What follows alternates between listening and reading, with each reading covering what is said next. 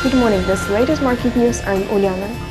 The Nikkei 225 fell 2.3% in morning trade Wednesday, hitting a 3-week intraday low on a dim outlook for a weaker yen after the Bank of Japan in April minutes released today flagged rising wage pressures outpacing economic growth. Japan's SoftBank, the largest shareholder in Alibaba with a 34.4% stake, dipped 3.4% on concern of how much control it will have when Alibaba lists in the US.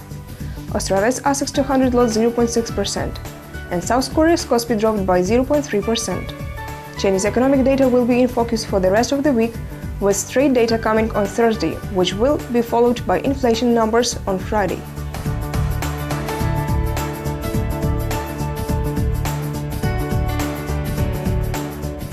The Japanese yen strengthened mildly Wednesday after board meeting minutes from the Bank of Japan for April showed some uneasiness with wage price gains, while the antipodium currencies lost ground.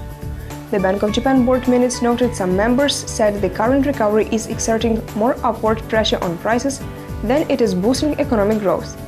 At the April 7-8 meeting, the Bank of Japan board decided by unanimous vote to leave the bank's policy target unchanged.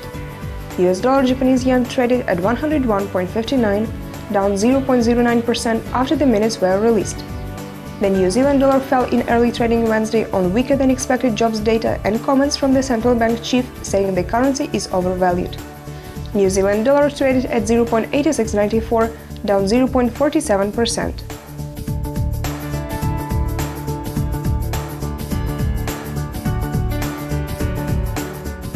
Wednesday is a slow day for economic releases in the US, but Europe will be buzzing with fresh macro numbers, starting with a report on new industrial orders for Germany.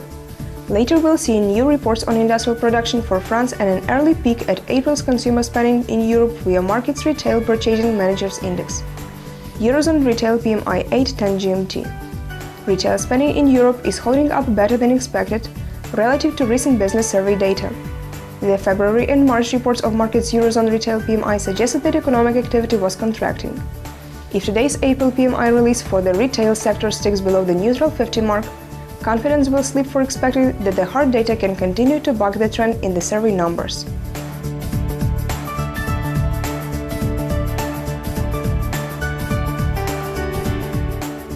It was the latest market news provided by ICO FX. Goodbye.